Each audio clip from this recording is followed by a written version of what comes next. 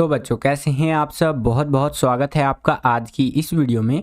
आज का ये वीडियो क्लास 12th के बच्चों के लिए बहुत ज़्यादा खास होने वाला है, क्योंकि इस वीडियो में हम लोग देखने वाले हैं क्लास 12th का जो हिंदी इलेक्टिव बोले तो हिंदी ऐच्छिक का जो आपका ये सब्जेक्ट है, इसका एक इम्पॉर्टेंट सैम्पल क्वेश्चन पेपर इस वीडियो में हम लोग देखने वाले हैं। बेसिकली हम लोग अपना सैम्पल पेपर नंबर 2 कर रहे थे, उसका भी ये पार्ट 2 वाला वीडियो है। जी हाँ बच्चों, अगर अभी तक आपने पार्ट 1 वाला वीडियो नहीं देखा है इसी सैम्पल पेपर का, तो उसका लिंक मैं डिस्क्रिप्शन बॉक्स में मैं डाल दूंगा, वहां पर आप क्लिक करके देख सकते हैं। और ये सैम्पल पेपर आपके लिए बहुत ज़्यादा इंपॉर्टेंट है, क्योंकि जो आपका 19 फरवरी, जी हाँ बच्चों 19 फरवरी 2024 को जो आपका बोर्ड एग्जाम होने वाला है हिंदी सब्जेक्ट का, उस एग्जाम के अंदर आपको ये सैम्पल पेपर बहुत ज़्यादा मदद करेगा।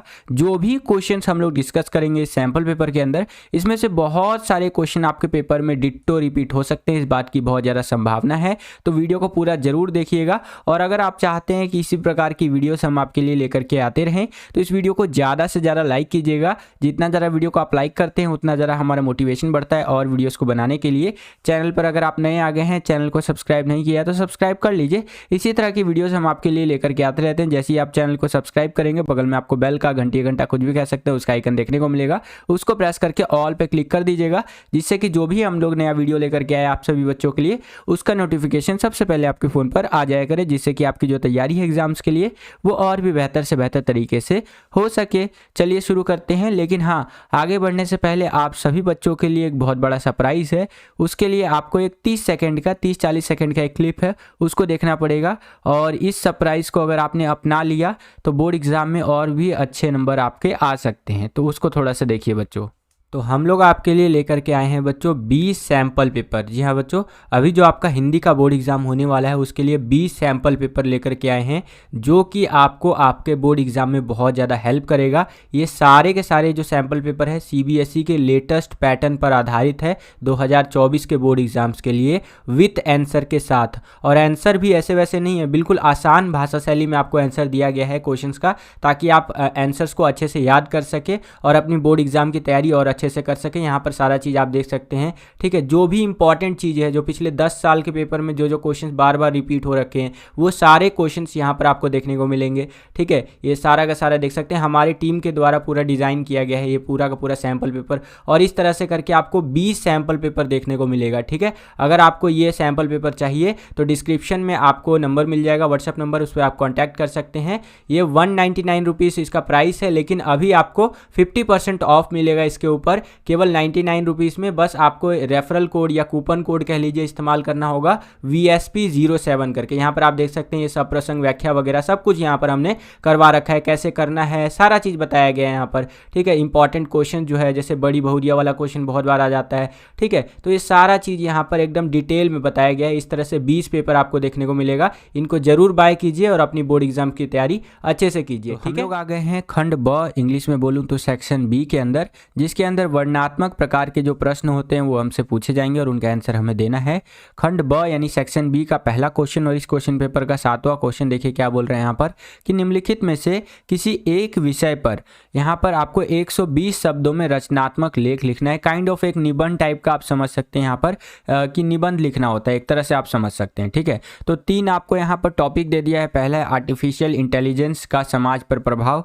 इस वाले टॉपिक को मैंने ऑलरेडी सैम्पल पेपर नंबर 1 का जो वीडियो बनाया है उसके अंदर कवर कर दिया है। अगर अभी तक आपने पेपर नंबर 1 का वीडियो नहीं देखा है तो उसको जरूर जा करके देख लीजिएगा, ठीक है। दूसरा टॉपिक है परीक्षा के दिन, और तीसरा है जंक फूड और इसके दुष्प्रभाव करके, यानी कि जो नेगेटिव चीज़ें होती हैं उसके बारे में आपको यहाँ पर बताना है। तो जंक फूड को लेकर के मैंने यहाँ पर आपका रचनात्मक लेख लिख करके दिखाया है कि किस प्रकार से आपको यहाँ पर रचनात्मक लेख लिखना है। बिल्कुल सिंपल सा यहाँ पर फॉर्मूला होगा, या आप कह सकते हैं फॉर्मेट होगा। पहले तो आपको टॉपिक लिख देना है, जैसे जंक फूड और इसके दुष्प्रभाव। जंक फूड क्या होता है, आप जो बाहर जाकर के चाउमीन, मोमोज, बर्गर, फिंगर ये सब खाते हैं, यही आपका जंक फूड कहलाता है, ठीक है। जंक फूड कह लीजिए या फास्ट फूड कह लीजिए, फास्ट मेकिंग प्रोसेस होता है, इसीलिए इसको फास्ट फूड भी कहते हैं, ठीक है। अब देखिए यहाँ पर मैंने किस तरह से लिखा है। एक चीज़ को और ध्यान रखिएगा कि जो आपका लिखने का तरीका होना चाहिए, ठीक है, या लेवल कह लीजिए, वो 12वीं के बच्चे का होना चाहिए, ठीक है। ये नहीं कि पहली क्लास के बच्चे जैसा आप लिख करके आ जाए, वहाँ पर यहाँ इस चीज़ के लेकर के आपका यहाँ मार्क्स कट जाएगा, ठीक है। तो इस चीज़ का खास ध्यान रखिएगा। अब देखिए मैंने लिखा कैसे है कि अपनी व्यस्त जीवन शैली के चलते आज का मनुष्य भोजन की नई शैली में फंसता जा रहा है, जिसे फास्ट फूड या जंक फूड भी कहते हैं। हमारे देश के अधिकांश बच्चे, जो हमारे देश का भविष्य है, इसकी गिरफ्त में आकर अपना स्वास्थ्य जो है वो चौपट कर रहे हैं। चिकित्सकों और पोषक विशेषज्ञों के अनुसार नूडल्स, कोल्ड ड्रिंक और समोसे जैसे फास्ट फूड खाने के बाद बच्चे ऐसी खतरनाक बीमारियों के शिकार हो रहे हैं जो अब तक बुढ़ापे की बीमारियां समझी जाती थी। देखिए कितनी गहरी बात इसने बोल दी। यहाँ पर इन लाइनों के अंदर बोला गया है कि ये जो आजकल फास्ट फूड खाने का जो कल्चर है, ठीक है, जिससे कि बच्चे चाउमीन, मोमोज, बर्गर, ये कोल्ड ड्रिंक वगैरह, ठीक है, ये सब बहुत ज़्यादा दबा के खा रहे हैं। इससे क्या हो रहा है कि बच्चों को ऐसी बीमारियां हो रही हैं जो कि बुढ़ापे में पहले हुआ करती थी, वो बच्चों को हो जाती हैं। ठीक है, एग्जाम्पल के लिए, एजुकेशनल पर्पस के लिए बता रहा हूँ, हार्ट अटैक। ठीक है, आप देखेंगे आज के टाइम पे बहुत कम उम्र में हार्ट अटैक आ जाता है, और पहले के टाइम पे लोगों को 80 साल, 90 साल या 70 साल इसके बाद ही हार्ट अटैक, यानी कि वृद्धावस्था में ही हार्ट अटैक वगैरह या ऐसी बीमारियां देखने को मिलती थी। बीपी हो गया, शुगर हो गया, ये सब बीमारियां बुढ़ापे में ज़्यादातर देखने को मिलती थी। लेकिन ये बीमारियां अब आम जो छोटे बच्चे हैं या फिर टीनेजर्स वगैरह है, इन सब में कॉमन हो गई है। आप भी अपने आसपास देखेंगे, आपका फ्रेंड सर्कल जो होगा, आपके क्लास के जो दोस्त होंगे, उनमें से कई दोस्तों को ये समस्याएं होंगी। ठीक है, तो इन समस्याओं के होने का कहीं ना कहीं एक कारण आप कह सकते हैं जंक फूड भी है, जिसे आज के जो बच्चे हैं वो एकदम चाव से जंक फूड खाते हैं। ठीक है, तो अगर आप भी जंक फूड खाते हैं तो थोड़ा सा सतर्क हो जाइए, सावधान रहिए, है कि नहीं। अब मेरे कहने से तो आप पूरा तरह से खाना तो ख़त्म कर देंगे नहीं। आप ये बोलेंगे अरे सर, आप बोलोगे मैं यहाँ पे कम कर दूंगा, ऐसा नहीं हो सकता सर। ठीक है, मन करता है तो खा लेते हैं, और अगर एकदम सच बताऊं तो हम भी खा लेते हैं कभी कभी, कोई ऐसी बड़ी बात नहीं है। मेरा भी कभी मन करता है तो खा लेता हूँ, लेकिन इसको रेगुलर बेसिस पे नहीं होने देना है बच्चे। ठीक है, ये नहीं कि आप डेली जा रहे हैं, डेली समोसा खा रहे हैं, डेली चाउमीन खा रहे हैं एकदम, और बीमारी पैदा कर रहे हैं अपने शरीर में। इस चीज़ को थोड़ा सा कंट्रोल कीजिएगा। घर का खाना आपको ज़्यादा प्रेफर करना चाहिए। ठीक है, चलिए आगे चलते। देखिए क्या और बताया गया है कि महानगरों के स्कूलों में पढ़ने वाले 60% से अधिक बच्चे फास्ट फूड को मुख्य आहार के रूप में लेते हैं। देखिए कितनी बड़ी बात यहाँ पर बोल रहा है कि जो महानगरों के में पढ़ने वाले बच्चे, दिल्ली, मुंबई, चेन्नई, कोलकाता, ऐसे जो महानगर है जहाँ पर जो स्कूलों में बच्चे पढ़ते हैं, उनमें से 60% से अधिक, 60% से अधिक बच्चे फास्ट फूड को मुख्य आहार के रूप में लेते हैं। मुख्य आहार समझ रहे हैं ना, जिससे हमारा शरीर चल रहा है भैया। अब जैसे एक बाइक को चलने के लिए पेट्रोल, डीजल, इस तरह के ईंधन की जरूरत होती है, हमारे शरीर को चलने के लिए खाने की जरूरत पड़ती है। ठीक है, और खाने में मुख्य आहार हमारा क्या होना चाहिए? चावल, दाल, रोटी, ठीक है, सब्जियां, हरी सब्जियां, ये मुख्य आहार होना चाहिए, मेन फूड कह सकते हैं हमारे शरीर के लिए। लेकिन आजकल बच्चे इसको मेन फूड ना कंसीडर करके मेन फूड किसको कंसीडर कर रहे हैं? फास्ट फूड को। कि चलो भैया, चलो भाई आज चाउमीन खा के आते हैं, अरे तेरा भाई आज पार्टी देगा यार, काहे टेंशन ले रहा है, आज तो मम्मी ने पैसे दिए 20 रुपया, चल चाउमीन खाते हैं, आज मैं खिला रहा हूँ कल तू खिला दियो। ठीक है, लेकिन जाने अनजाने में वो फास्ट फूड खाते रहते हैं और वो अपने शरीर में बीमारियों को जन्म देते रहते हैं। भारत जैसे विकासशील देश में मोटापे की समस्या खतरनाक स्तर तक बढ़ चुकी है। इससे ब्लड प्रेशर और दिल के मरीजों की संख्या बढ़ रही है। एक अध्ययन के अनुसार बच्चों का बुद्धि उपलब्धि जो है, मतलब एक तरह से कह लीजिए AQI की बात यहाँ पर हो रही है, स्तर आज कमज़ोर होने लगा है। इस प्रकार देखें तो हमारे स्वास्थ्य के लिए जंक फूड जहर के समान है, जिसे जंक फूड को स्लो पॉइजन भी कहा जाता है, धीरे धीरे जहर देने वाला फूड। ठीक है, आपको स्वाद तो बहुत आता होगा चाउमीन खाने में, लेकिन धीरे धीरे वो आपके शरीर में जहर का काम कर रहा है। और कई स्टडीज़ हुई हैं भैया, रिसर्च ने ये प्रूव वगैरह भी कर रखा है, आप इंटरनेट पे पढ़ सकते हैं। ठीक है, आशा करता हूँ कि ये क्वेश्चन आपको समझ में आ गया होगा। और वीडियो अगर आपको पसंद आ रहा है बच्चों, तो वीडियो को लाइक ज़रूर किया कीजिए। देखिए आपका लाइक करना हमें बहुत ज़्यादा मोटिवेट करता है यहाँ पर बच्चों। ठीक है, लाइक करना आपके लिए तो यहाँ पर फ्री ऑफ कॉस्ट है, लेकिन इससे हमारा जो मोटिवेशन का लेवल है वो लाखों, करोड़ों, अरबों, खरबों गुना बढ़ जाता है। तो लाइक जरूर कीजिएगा, और चैनल पर नए आ गए हैं तो चैनल को सब्सक्राइब भी कर लीजिएगा। ठीक है, चलिए अब हम लोग आ गए हैं 8वें क्वेश्चन के अंदर। 8वां क्वेश्चन इस तरह से है कि निम्नलिखित में से किन्हीं 2 प्रश्नों के उत्तर 60 शब्दों में देने हैं। तो यहाँ पर 3 क्वेश्चन आपसे पूछे गए हैं, 3 में से कोई 2 का आंसर देना है और एक क्वेश्चन का आंसर जो आप देंगे वो कम से कम 60 शब्दों में आपको देना है। तो पहला क्वेश्चन इस तरह से है कि विभिन्न जनसंचार माध्यमों में से इंटरनेट माध्यम की खूबियाँ व कमियों का वर्णन करना है आपको। ठीक है, तो जनसंचार के बहुत सारे माध्यम हैं, उनमें से इंटरनेट की बात की गई है। काफ़ी आसान क्वेश्चन है लेकिन इंपॉर्टेंट है, पेपर में कई बार आ चुका है और आपका जो पेपर होने वाला है उसमें आने की संभावना बहुत ज़्यादा है। ठीक है, तो यहाँ पर बेसिकली आपको इंटरनेट की अच्छाइयाँ और बुराइयाँ बता देनी है। तो इंटरनेट माध्यम की खूबियों की बात करें तो यहाँ पर इस तरह से आप लिख सकते हैं कि दृश्य व प्रिंट दोनों माध्यमों का लाभ मिलता है। इसमें चीज़ों को आप देख भी सकते हैं, पढ़ भी सकते हैं। ठीक है, तो दोनों चीज़ों का आपको यहाँ पर लाभ देखने को मिलता है। इंटरनेट के द्वारा बटन दबाते ही सूचनाओं का विशाल भंडार प्राप्त होता है। ठीक है, कोई भी इन्फॉर्मेशन चाहिए, जैसे अमिताभ बच्चन बायोग्राफी, जैसे गूगल पे आप जाकर के सर्च करेंगे तो पूरा अमिताभ बच्चन जी का पूरा बायोग्राफी आ जाएगा, है कि नहीं। तो इस तरह से आपको इंटरनेट पर विशाल जो है सो कि सूचनाओं का भंडार देखने को मिलता है। यह संवाद के आदान प्रदान व चैटिंग का सबसे सस्ता स्रोत है। पहले के ज़माने में चिट्ठी उट्ठी भेजने के लिए जो सो कि 10 रुपया, 15 रुपया, 50 रुपया इस तरह से खर्चा करना पड़ता था। आज के टाइम पे चिट्ठी वाला ज़माना ही नहीं रहा, सबके हाथ में फ़ोन है, व्हाट्सअप चलाते हैं सारे के सारे। ठीक है, तुरंत इधर से हाय का मैसेज आता है, और भाई क्या कर रहा है यार, आज तो स्कूल की छुट्टी है, चले क्रिकेट खेलने, या आजा फ्री फायर में, आजा पबजी में। इस तरह से एकदम सस्ता और एकदम फास्ट तरीका है, इंटरनेट के जरिए एकदम तेजी से संवाद किया जा सकता है 2 व्यक्तियों के बीच में। ठीक है, और ग्रुप के बीच में वीडियो कॉल किया जा सकता है। बहुत सारे यहाँ पर आप इसकी खूबियों को लिख सकते हैं। खबरें बड़ी तेजी तीव्र गति से पहुंचाई जा सकती है। जो खबरें होती हैं, कोई भी न्यूज़ ले लीजिए, बहुत तेजी से वायरल किया जा सकता है कि नहीं। तो ये इंटरनेट की खूबियों के अंदर आप लिख सकते हैं। इंटरनेट की कई कमियां भी है। अब देखिए, एक सिक्का जो होता है उसके 2 पहलू होते हैं। आप 1 रुपये का सिक्का लीजिएगा, एक होता है हेड, एक होता है टेल। तो उसी तरह से अगर इंटरनेट की खूबियां हैं यानी अच्छाइयां हैं तो कमियां भी है भाई। ठीक है, तो इस तरह से लिख सकते हैं। इसमें समय सीमा ना होने के कारण लोग दूसरों कार्यों से जैसे कि कटते जा रहे हैं। इसमें कोई समय सीमा नहीं है। ठीक है, आप देखेंगे जो लोग इंटरनेट चलाते हैं वो कोई टाइम लिमिट नहीं बता सकते कि हाँ मैं इतने घंटे ही चलाता हूँ, 1 घंटा ही चलाता हूँ। नहीं, अगर लगा हुआ है तो लगा ही हुआ है बंदा। ठीक है, आजकल तो मैं देखता हूँ ये रील का प्रचलन काफ़ी ज़्यादा है ना। ये इंस्टाग्राम पे रील लोग स्क्रॉल करते रहते हैं रात को भी कंबल ओढ़ करके और एकदम रजाई के अंदर इस तरह से कंबल के अंदर स्क्रॉल करते रहेंगे। ये पूरा एकदम उधर गाना उना चल रहा होता है, उसमें रील में बहुत तरह की चीज़ें आ रही होती है। शॉर्ट्स का ज़माना है। ठीक है, जिससे क्या हो रहा है, लोग एक दूसरे से कट रहे हैं। अगर परिवार के 4 सदस्य भी एक स्थान पर बैठे हुए हैं ना, तो वो चारों से बहुत देर तक बात नहीं कर पाते हैं। क्या करते हैं, अपना अपना फ़ोन निकालते हैं और उसमें इंस्टाग्राम, यूट्यूब ये सारी चीज़ें चलाने लग जाते हैं। ठीक है, और शॉर्ट्स तो और लोगों को जो है अपनी ओर अट्रैक्ट कर रहा है। तो ये इसकी कमियों के अंदर आप लिख सकते हैं। इन कारणों से क्या होता है कि लोग एक दूसरे से कटते चले जाते हैं।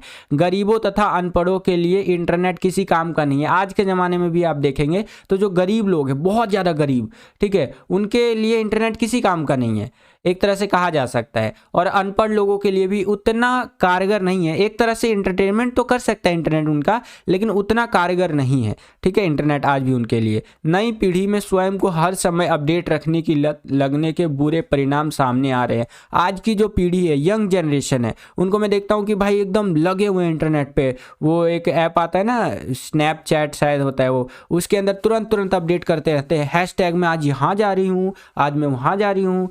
ठीक है, ये बहुत तरह की चीज़ें देखता हूँ मैं, ये करते रहते हैं कि हाँ आज मैं जा रहा हूँ यहाँ घूमने, आज मैं ये देखूँगा वो। मतलब इतना अपडेट नहीं रहना चाहिए भाई इंटरनेट पे। ठीक है, थोड़ा सा कमी करना चाहिए। अपडेट रहना है तो बाहरी दुनिया में रहो, लोगों के सामने अपडेट रहना चाहिए कि हाँ आज मैं ये पहना हूँ वो पहना हूँ। इंटरनेट पे दिखावे की दुनिया आजकल ज़्यादा हो रही है। ठीक है, तो ये सारी चीज़ें इंटरनेट की खामियों के अंदर आप लिख सकते हैं। ओके बच्चों, दूसरा क्वेश्चन देखिए बच्चों, यहाँ पर क्या पूछा जा रहा है हमसे कि विशेष लेखन किसे कहते हैं। ठीक है, इसके प्रमुख क्षेत्र तथा उनमें प्रयोग होने वाली भाषा शैली के बारे में लिखे। अब क्वेश्चन के अंदर हमसे ये पूछा है कि भैया पहले बताइए विशेष लेखन होता क्या है, इसके क्षेत्र कौन कौन से हैं और उसमें भाषा शैली कैसे इस्तेमाल की जाती है। तो अगर आप समाचार पत्र उठाते हैं, इस तरह से न्यूज़पेपर उठाते हैं, तो न्यूज़पेपर के अंदर सामान्य जो खबरें होती हैं वो आपको बहुत सारी देखने को मिलेंगी। ठीक है, सामान्य खबरों जानकारियों से हटकर जो लेख लिखा जाता है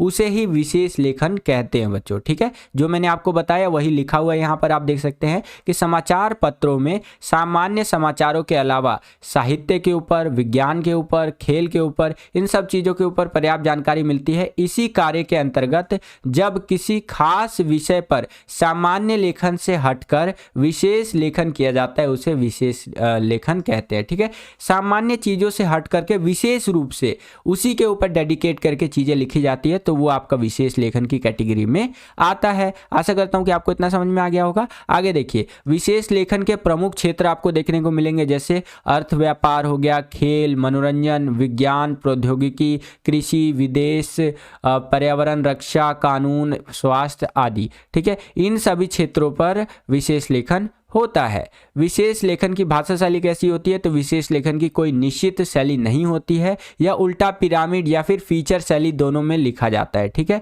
तो ये उल्टा पिरामिड शैली में भी लिखा जाता है और फीचर शैली में भी लिखा जाता है। आपको आज कमेंट करके बताना है मुझे कि फीचर शैली क्या होता है। उल्टा पिरामिड शैली तो मैंने आपको बता रखा है कि सबसे इंपॉर्टेंट चीज़ को पहले रखा जाता है, फिर उससे कम इंपॉर्टेंट, फिर उससे कम इंपॉर्टेंट, इस तरह से प्रक्रिया चलती रहती है जब तक कि आपका न्यूज़ वगैरह एंड ना हो जाए। ये उल्टा पिरामिड शैली हो गया। फीचर शैली क्या होता है आप मुझे कमेंट करके बताइए। यह विषयानुसार निर्धारित होती है। अच्छा, विशेष लेखन में हर क्षेत्र की विशेष तकनीकी शब्दावली का प्रयोग होता है। जैसे कारोबार और व्यापार के लिए क्या इस्तेमाल किया जाता है? तेज डरिए, ठीक है, तेज डीए करके, सॉरी, मंद डीए, सोना उछाल आया, इस तरह से करके। पर्यावरण और मौसम को लेकर के इन शब्दों का इस्तेमाल होता है। आर्द्रता, ठीक है, टॉक्सिक, कचरा, ग्लोबल वार्मिंग। खेलों के लिए ऐसे शब्द इस्तेमाल किए जाते हैं जैसे जर्मनी ने घुटने टेके, ऑस्ट्रेलिया के पांव उखड़े। इस तरह के शब्दों का यहाँ पर, या इस तरह के शब्दावली का यहाँ पर प्रयोग किया जाता है विशेष लेखन के अंदर। आशा करता हूँ कि आपको समझ में आया होगा। नेक्स्ट क्वेश्चन देखिए क्या है कि समाचार क्या है?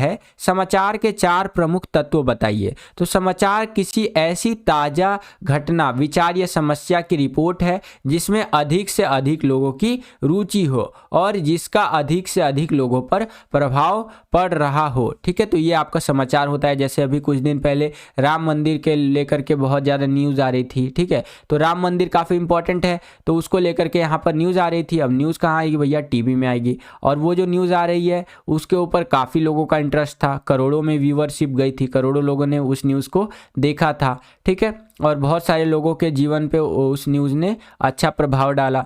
तो ये चीज़ मिला करके आपका समाचार बनता है। ठीक है, समाचार के अगर 4 प्रमुख तत्वों की बात करें तो आप नवीनता लिख सकते हैं, प्रभाव लिख सकते हैं, जन रुचि लिख सकते हैं, अनोखापन लिख सकते हैं। ये इसके प्रमुख तत्वों के अंदर आ जाते हैं बच्चों। आशा करता हूँ कि आपको समझ में आया होगा। 9वां क्वेश्चन देखिए, निम्नलिखित प्रश्नों के उत्तर 60 शब्दों में लिखने हैं आपको। 2 क्वेश्चन यहाँ पर है इस तरह से।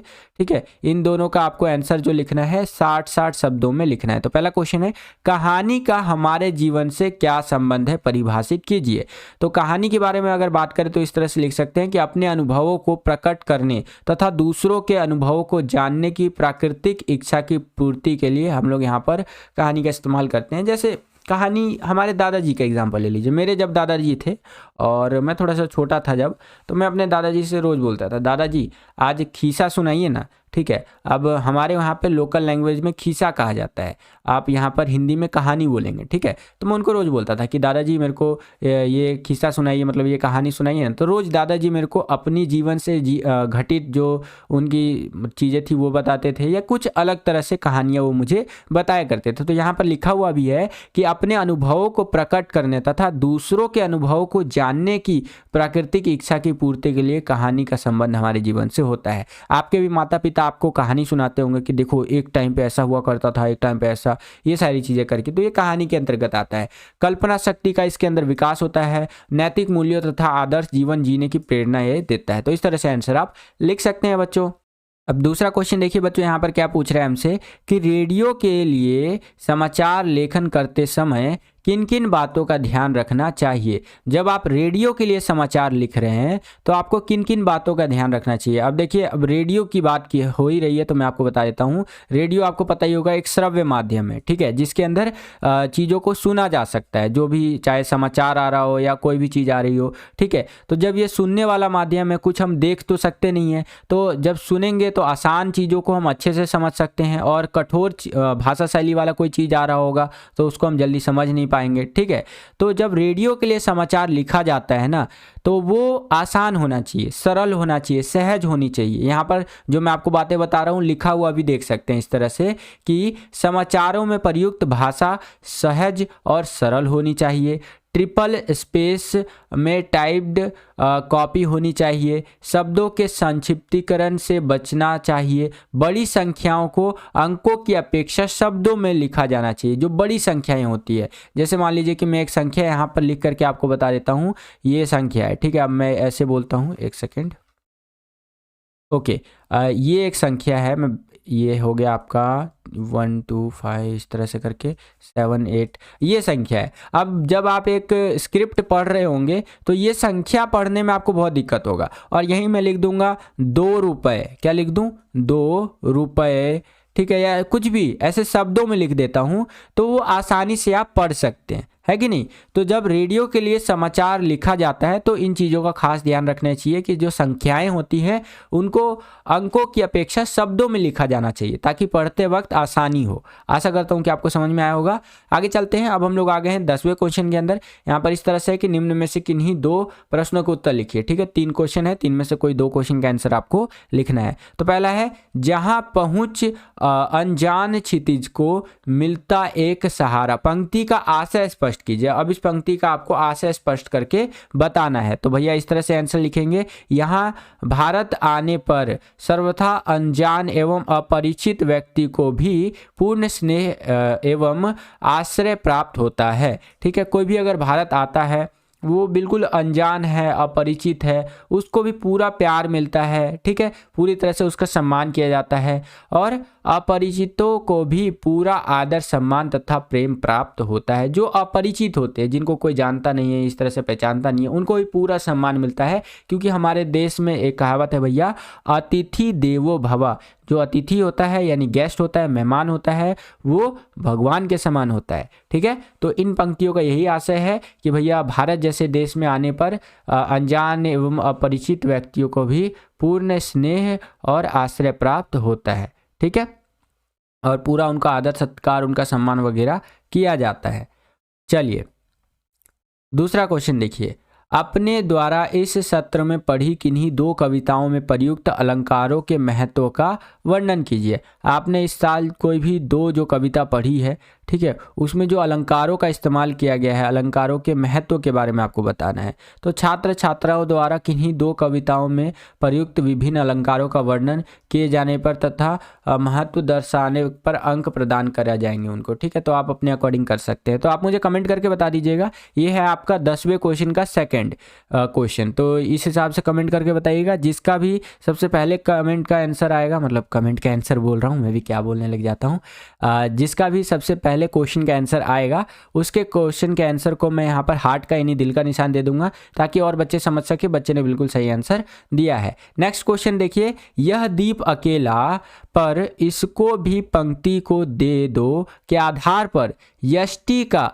समष्टि में विलय क्यों और कैसे संभव है। देखिए कितना घुमा दिया है क्वेश्चन को, लेकिन ये पेपर में आया हुआ क्वेश्चन है। कई बच्चे बोलेंगे सर ऐसा क्वेश्चन थोड़ी ना आएगा, आएगा, आ सकता है, इस बात की बहुत ज़्यादा संभावना है बच्चों, ठीक है, क्योंकि जो भी क्वेश्चंस यहाँ पर सैम्पल पेपर में लिए गए हैं, ये पिछले 10 साल के पेपर में जो क्वेश्चंस बार बार रिपीट हो रखे हैं या कई बार आ रखे हैं, उन क्वेश्चंस को लिया गया है, ठीक है। तो यहाँ पर देखिए क्वेश्चन में क्या कह रहा है उसको थोड़ा सा समझिए। यह दीप अकेला, यहाँ पढ़ने से हमें एक चीज़ क्लियर हो गया कि ये जो क्वेश्चन है यह दीप अकेला वहाँ से लिया गया है, ठीक है, वहाँ से बनाया गया है। पर इसको भी पंक्ति को दे दो के आधार पर यष्टि का समष्टि में विलय क्यों और कैसे संभव है, बताइए। तो आंसर इस तरह से होगा आपका कि दीप व्यक्ति का प्रतीक है और पंक्ति समाज का द्वीप को पंक्ति में स्थान देने का तात्पर्य व्यक्ति को समाज के साथ जोड़ना है। व्यक्ति को किसके साथ जोड़ना है? समाज के साथ जोड़ना है। यही यष्टि का समष्टि में विलय है। ठीक है, यही यष्टि का समष्टि में विलय मतलब कि व्यक्ति को समाज से जोड़ना है। व्यक्ति के सर्वगुण संपन्न होते हुए भी उसके अस्तित्व की सार्थकता समाज के प्रति स्वयं के विसर्जन में ही है। समाज के साथ मिलकर वह अपनी सेवाओं से समाज एवं राष्ट्र को मजबूत बनाता है। ठीक है, अगर व्यक्ति समाज के साथ मिलेगा तभी वह अपने जो समाज है और देश है उसको मजबूत बनाएगा। राष्ट्र का मतलब यहाँ पर देश है बच्चों। ओके, अब हम लोग आ गए हैं 11वें क्वेश्चन के अंदर। यहाँ पर बोला जा रहा है कि आपको 2 काव्यांश दिए गए हैं, 2 में से किसी एक काव्यांश की आपको सप्रसंग व्याख्या करनी है। ठीक है, तो पहला जो ये आपका काव्यांश है कुछ इस तरह से है कि चढ़कर मेरे जीवन रथ पर प्रलय चल रहा अपने पथ पर, मैंने निज दुर्बल पद बल पर उससे हारी होड़ लगाई, लौटा लो यह अपनी थाती, मेरी करुणा हाहा खाती, विश्व न संभलेगी यह मुझसे, इससे मन की लाज गवाई। तो इस तरह से ये आपका काव्यांश दिया गया है। इसके अथवा में भी दे रखा है, ये मैंने पहले वाले पेपर में आपको करके दिखा रखा है बच्चों, आह वेदना वाला। ठीक है, ये वाला जो आपका काव्यांश दिया गया है इसकी सप्रसंग व्याख्या कुछ इस तरह से करना है आपको। स्टार्टिंग की कुछ लाइनें ले लेनी है और लास्ट की कुछ लाइनें ले लेनी है आपको। स्टार्टिंग की लाइनें मैंने ऐसे ले रखी है कि चढ़कर मेरे जीवन रथ, इस तरह से, और डॉट डॉट डॉट, फिर इसके बाद इससे मन की लाज गवाई, ये हो गया आपका। फिर आ जाते हैं हम संदर्भ के अंदर। संदर्भ में आप लिख देंगे कवि कौन है। यहाँ कवि है भैया जयशंकर प्रसाद जी। ठीक है, कविता कौन सी है? देवसेना की गीत है ये। और आगे चले प्रसंग की बात कर लेते हैं। प्रसंग में क्या होता है थोड़ा सा आपको बताना पड़ता है, उसके अंदर कंक्लूजन टाइप का आप कह सकते हैं, 2 लाइन में कंक्लूजन बता दीजिए। तो प्रसंग में बता दिया गया है इसमें देवसेना के हृदय की समस्त वेदना, व्याकुलता और बेचैनी का वर्णन है कि भैया देवसेना कितनी ज़्यादा बेचैन है, व्याकुल है, इस तरह से उसका इसके अंदर वर्णन हमें देखने को मिलता है। वह अपने नामय क्षणों को याद करती है। ठीक है, तो इस तरह से आप यहाँ पर प्रसंग लिख सकते हैं, उसके बाद पूरा व्याख्या कर दीजिए। ठीक है, तो पूरा व्याख्या आप यहाँ पर देख सकते हैं। इस तरह से आपको व्याख्या करनी है, वीडियो पॉज करके पूरा का पूरा आप रीड कर सकते हैं। कई सारे बच्चे सप्रसंग व्याख्या नहीं कर पाते हैं। आपको भैया देखिए सप्रसंग व्याख्या करने का एक ही ट्रिक मैं बता सकता हूँ, वो है practice. Practice make man perfect. तो जितना ज़्यादा आप प्रैक्टिस करेंगे सप्रसंग व्याख्या की, उतने आसानी से आप अपने बोर्ड एग्जाम में सप्रसंग व्याख्या कर सकते हैं। अब यहाँ पर देख सकते हैं काव्यागत विशेषता आपको लिखनी पड़ेगी। पहला यहाँ पर विशेषता की बात करें तो देवसेना की विरह, दुर्गंध दशा और हतोत्साहित मन स्थिति का चित्रण हमें देखने को मिलता है। ठीक है, ये विशेष की बात कर रहा है। दूसरा है संस्कृति निष्ठ खड़ी बोली का प्रयोग हुआ है। यहाँ पर मुक्त छंद की रचना देखने को मिलती है, छायावादी रचना है, करुण रस है, रूपक अनुप्रास, पुनरुक्ति, प्रकाश अलंकार है। तो इस तरह से काव्यांगत विशेषता आप लिख सकते हैं। ठीक है, काव्यागत विशेषताएं। आशा करता हूँ कि आपको समझ में आया होगा। वीडियो अगर आपको पसंद आ रहा है बच्चों तो वीडियो को ज़्यादा से ज़्यादा लाइक कीजिएगा, और भी सब्जेक्ट के हम आपके लिए सैंपल पेपर लेकर के आते रहेंगे। ठीक है, इसके लिए आपको बस लाइक कर दिए पहले, तो जिससे हमारा मोटिवेशन का लेवल बहुत ज़्यादा बढ़ जाता है। अगर आप एक लाइक करते हैं ना बच्चों, इससे हमारा मोटिवेशन का जो लेवल है वो लाखों, करोड़ों, अरबों, खरबों, मिलियन, बिलियन, ट्रिलियन, पता नहीं कितना बढ़ जाता है। यूं भी कह सकते हैं धरती से चांद, चांद से मंगल और मंगल ग्रह से वापस धरती पर आ जाता है हमारा मोटिवेशन लेवल। तो वीडियो को लाइक जरूर कीजिएगा। ठीक है, आगे चलते हैं। 12वां क्वेश्चन हमारा आ गया भैया। 12वें क्वेश्चन के अंदर इस तरह से है कि निम्नलिखित में से किन्हीं 2 प्रश्नों को उत्तर दीजिए। यहाँ पर 3 क्वेश्चन दिए गए हैं, 3 में से कोई 2 क्वेश्चन का आंसर आपको देना है। तो पहला क्वेश्चन है यहाँ पर, संवदिया डट कर खाता है और अफर कर सोता है से क्या आशय है? ये भैया मोस्ट इंपॉर्टेंट क्वेश्चन मैं इसको बोलूंगा, बहुत बार पेपर में आ रखा है, ध्यान से समझिएगा।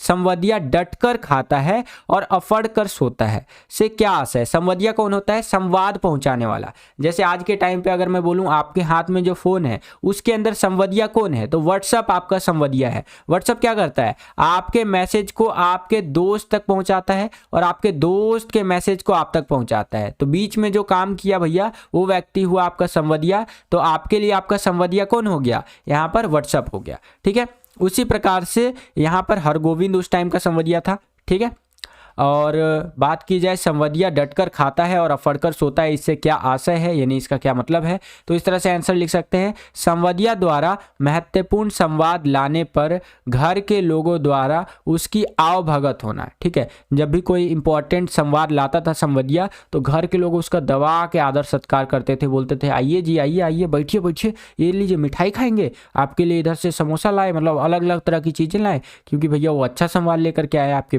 बेटे की नौकरी लग गई, ये हो गया वो हो गया, बहुत मतलब अच्छी चीज़ें लेकर के आया है। ठीक है, और अच्छी तरह से खिला पिलाकर उसका अतिथि सत्कार करना।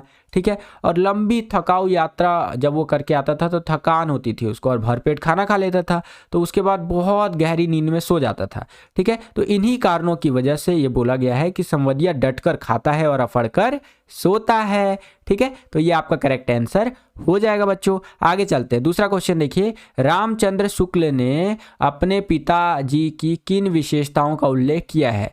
तो इन्होंने बताया है कि फारसी के अच्छे ज्ञाता तथा पुरानी कविता के बड़े प्रेमी थे ये, फारसी कवियों की उक्तियों को हिंदी कवियों की उक्तियों के साथ मिलाना, ये उन्होंने बताया है। साथ ही साथ भारतेंदु हरिश्चंद्र के प्रशंसक तथा साहित्य अनुरागी थे। तो इस तरह से उन्होंने अपने पिताजी की विशेषताओं का उल्लेख किया है, किन्होंने, रामचंद्र शुक्ल जी ने। ओके, अब हम लोग आ गए हैं तीसरे क्वेश्चन के अंदर। यहाँ पर देखिए तीसरा क्वेश्चन क्या पूछ रहा है कि ढेले चुन लो पाठ में किस अंधविश्वास की ओर संकेत किया गया है। ये जो आपका चैप्टर है ढेले चुन लो, ठीक है, इस पाठ के अंदर, इस चैप्टर के अंदर कौन से अंधविश्वास की ओर संकेत किया गया है। तो आंसर इस प्रकार से आप लिखेंगे कि इस पाठ में जिस विवाह रीति का वर्णन किया गया है वह अंधविश्वास का प्रतीक है। ठीक है, इसके अंदर ना विवाह का एक रीति है, ठीक है, जिसे आप रीत भी कह सकते हैं, उसके बारे में बताया गया है, जो एक तरह से अंधविश्वास है। भाई क्या है इसमें, ये होता है भैया जिसमें मिट्टी के ढेलों के आधार पर वधू को चुना जाता है। ठीक है, लड़की के सामने खेत की हवन की चारागाह की वह शमशान की मिट्टी के ढेले रखे जाते हैं, लड़की जिसे उठा ले उसका भविष्य उसी के आधार पर निर्धारित होता था। यह अंधविश्वास ही था कि शमशान की मिट्टी के ढेले उठाने पर अपशगुन होगा। ज्योतिष संबंधी अंधविश्वास पर कटाक्ष किया गया है। ठीक है, तो ज्योतिषों को लेकर के यहाँ पर पूरा एक तरह से आलोचना की गई है, कटाक्ष किया गया है। ठीक है, तो इस तरह से आंसर आप लिख सकते हैं। आशा करता हूँ कि आपको समझ में आया होगा। अब हम लोग आ गए हैं 13वें क्वेश्चन के अंदर। यहाँ पर बोला गया है निम्नलिखित गद्यांश में से किसी एक सब प्रसंग व्याख्या कीजिए। दो यहाँ पर आपको गद्यांश दे दिया है, एक ये वाला एक ये वाला, यहाँ पर आप देख सकते हैं। तो मैंने जो नीचे वाला अथवा में जो आपका गद्यांश दिया गया है इसका आपको सप्रसंग व्याख्या करके दिखा रखा है। गद्यांश कुछ इस तरह से है कि उसके बचने की आशा है क्योंकि वह लड्डू की पुकार जीवित वृक्ष के हरे पत्तों का माधुर मरमर था, भरे काठ की अलमारी की सिर दुखाने वाली खड़खड़ाहट नहीं। तो इस तरह से आपका दिया गया है। इसकी सब प्रसंग व्याख्या करने के लिए सिंपल है भैया, स्टार्टिंग की लाइनें ले ली है और एंडिंग की लाइनें ले ली है मैंने, बीच में डॉट डॉट कर दिया। जैसे इस तरह से है कि उसके बचने की आशा, ठीक है, डैश डैश डैश वाली खड़खड़ाहट नहीं है ना, तो ये ले लिया। अब संदर्भ की बात कर लेते हैं। संदर्भ में आप लिख देंगे पाठ कौन सा है, बालक बच गया। लेखक कौन है, पंडित चंद्रधर शर्मा गुलेरी जी। ठीक है, प्रसंग के अंदर शॉर्ट में आप कंक्लूजन लिख देंगे, जैसे इन पंक्तियों में लेखक ने शिक्षा को जबरदस्ती बच्चे पर थोपने की प्रवृत्ति की तुलना सूखी लकड़ी से व लड्डू मांगने की स्वाभाविकता की तुलना हरी लकड़ी से की है। उसके बाद आपको क्या करना है, पूरा व्याख्या कर देना है। ठीक है, जैसे व्याख्या में इस तरह से है कि बालक के लड्डू मांगने पर लेखक ने राहत की सांस ली और पाया कि बच्चों में बचपन की स्वाभाविकता अभी भी शेष बची है। ठीक है, यहाँ पर लेखक सोचता है कि बच्चे के अंदर अभी भी उसका बचपना बचा हुआ है, उसने इसीलिए सुख की सांस ली। इसके ऊपर भी क्वेश्चन बन जाता है कि लेखक ने बालक के लड्डू मांगने पर राहत की सांस क्यों ली। ठीक है, तो वो इसीलिए ली क्योंकि भैया उसको लग गया कि बालक का बचपन अभी बचा हुआ है। उसके द्वारा लड्डू की मांग वास्तविक में जीवित और हरे पेड़ के पत्तों की जीवंत ध्वनि के समान है, जो सभी को संगीतमय लगती है, शांति और मधुरता का आभास देती है। जबकि बच्चों को कठिन से कठिन प्रश्नों का उत्तर रटवाना सूखी लकड़ी की कर्कश चरमराहट ध्वनि के समान है। अगर उसको कठिन से कठिन हम प्रश्न रटवाते हैं तो भैया जबरदस्ती कर रहे हैं उसके साथ, जिसकी चौखट बना दी जाती है और खड़खड़ाहट कानों को चुभती है। ठीक है, यानी कि भैया जब बालक ने लड्डू मांगा तो वो ऐसी लकड़ी के समान है जो हरी लकड़ी है, जो कि बहुत अच्छी होती है, ठीक है। और जब बालक को यहाँ पर रटवाया जाता है क्वेश्चन, ठीक है, तो वो ऐसे लकड़ी से तुलना कर रहा है लेखक जो सूखी लकड़ी है, जिसका अगर चौखट वगैरह बना दिया जाए, उसको खटखटाया जाए तो वो कानों को चुभता है, समझ रहे हैं। तो इसीलिए बालकों के ऊपर ज़्यादा प्रेशर नहीं डालना चाहिए। चलिए अब विशेष की बात कर लेते हैं, जिसे आप काव्यागत विशेषता भी कहते हैं। तो भाषा कौन सी है भैया? प्रवाहपूर्ण, खड़ी बोली, विषय अनुकूल भाषा प्रयोग किया गया। अब देखिए खड़ी बोली जो है ना, मोस्टली कविताओं में, ठीक है, चैप्टर्स में आपको देखने को मिलेगा कि खड़ी बोली का प्रयोग है। तो ये एक आप कह सकते हैं ब्रह्मास्त्र टाइप का हो सकता है। अगर आपको नहीं आ रहा है, बना करके लिखना चाहते हैं, तो यहाँ लिख सकते हैं खड़ी बोली का प्रयोग किया गया है। शब्द भंडार कौन सा है भैया? तत्सम तद्भव उर्दू शब्द का प्रयोग किया गया है। शब्द शक्ति कौन सी है? लक्षणा एवं व्यंजना शब्द शक्ति है। शैली कौन सी है? प्रवाहमयी विचारात्मक शैली है, ठीक है। तो इस तरह से आप लिख सकते हैं। आशा करता हूँ कि आपको समझ में आया होगा। आगे चलते हैं। अब हम लोग आ गए हैं 14वें क्वेश्चन के अंदर। यहाँ पर 2 क्वेश्चन आपको दिए गए हैं, 2 में से कोई एक क्वेश्चन आपको करना है। तो पहला क्वेश्चन है, भैरव ने सूरदास की झोपड़ी क्यों जलाई? भैया आसान क्वेश्चन है लेकिन इंपॉर्टेंट है कि भैया जो भैरव था उसने सूरदास की झोपड़ी क्यों जलाई, क्या कारण था? इस तरह से आप लिखेंगे कि भैरव ने सूरदास की झोपड़ी बदला लेने के लिए जलाई। वह कई कारणों से सूरदास से बदला लेना चाहता था। पहला, सुभागी को शरण देने के कारण। भैरव अपनी पत्नी सुभागी को रोज नशे में पीटता था। एक दिन भैरव की मार से बचकर वह सूरदास की शरण में आई। सूरदास ने उसे शरण देकर भैरव की मार से बचाया, जिससे भैरव की जग हंसाई हुई, ठीक है, जिससे कि लोग उसके ऊपर हंसने लगे, है पत्नी को पीटता है, कैसा है ये, इस तरह से। तो इस गुस्से में उसने उसकी झोपड़ी जला दी, ठीक है। अगला आप लिख सकते हैं कि भैरव के मन में सूरदास के प्रति ईर्ष्या भाव के कारण, ठीक है, भैरव के मन में ना एक जलन की भावना थी। सुभागी द्वारा बार बार पति के मार से बचने हुए सूरदास के घर में जाकर छिप जाना। वह सूरदास के द्वारा बीच बचाव करके सुभागी को भैरव से बचाना ही भैरव के मन में ईर्ष्या भाव जगा देता है और वह सूरदास से बदला लेने का निश्चय कर लेता है। वो सोचता है यार बार बार मैं मारता हूँ, बार बार वो बचा लेता है, वो तो भैया नेक काम कर रहा है अपना, ठीक है। तो इस कारण से उसके अंदर ना ईर्ष्या भाव, जलन की भावना, गुस्से की भावना पैदा हो जाती है और वो उसकी झोपड़ी को जला देता है, ठीक है। तो इस तरह से आप यहाँ आंसर लिख सकते हैं। इसके अथवा में क्वेश्चन दे दिया है कि अगर आपको ऊपर वाला क्वेश्चन नहीं आता है तो नीचे वाला क्वेश्चन आप कर सकते हैं। इसके अथवा में क्वेश्चन क्या दिया है, ध्यान से इस क्वेश्चन को समझिएगा। ये क्वेश्चन को घुमा दिया है, क्वेश्चन को कैसे घुमाया है उसको समझिए। डियर पार्क में बत्तखों को देख लेखक क्या सोचने लगा? विस्कोहर की माटी पाठ के आधार पर लिखिए। ये वही वाला क्वेश्चन है बच्चों कि जो आपका लेखक है, विस्कोहर की माटी पाठ के आधार पर जो लेखक है, ठीक है, वो मानवों की माँ जो होती है उनकी तुलना बत्तखों की माँ से क्यों करता है, उसको लेकर के ये क्वेश्चन है, वही वाला क्वेश्चन है, उसी को घुमा करके पूछा है। तो इस तरह से आंसर होगा, डियर पार्क में बत्तखों को देख लेखक निम्नलिखित बातों सोचने लगा। जैसे पहला, खतरों से बचाव। जिस प्रकार बत्तख अपने बच्चों को मतलब पंख फैला करके अपने अंडों वगैरह को दुनिया की नज़र से बचा करके रखता है, उसी तरह से हमारी जो माताएं होती हैं, जिनको मेरा हाथ जोड़ करके नमन है, वो भी हमारी ढाल बन करके दुनिया से हमें खतरों से बचा करके रखती है। आपको तो ये बात पता ही होगा कि पूरी दुनिया आपकी जो उम्र है, चाहे वो 20 साल हो, 18 साल हो, 19 साल हो, उतनी उम्र से आपको जानती है, लेकिन जो आपकी मम्मी है वो आपको उस उम्र से 9 महीने ज़्यादा से आपको जानती हैं, क्योंकि उन्होंने पूरे 9 महीने आपको अपने पेट में रखा है और आपका पालन पोषण किया है, ठीक है। सोचिए आज के टाइम पे अगर मैं आपको 1 किलो का एक ईंट दे दूं ब्रिक, और बोलूं कि 9 महीने इसे अपने साथ रखो, तो नहीं रख पाता है व्यक्ति। और कैसे हमारी माता श्री जो है, जिनको हाथ जोड़ करके मेरा नमन है, मेरी जो माता श्री है, आप सभी की जो माता श्री है, कैसे उन्होंने 2 किलो का, 2.5 किलो का, जितना भी मतलब किलो का बच्चा होता है, उस हिसाब से उसको 9 महीने तक कैसे अपने कोख में रखती हैं।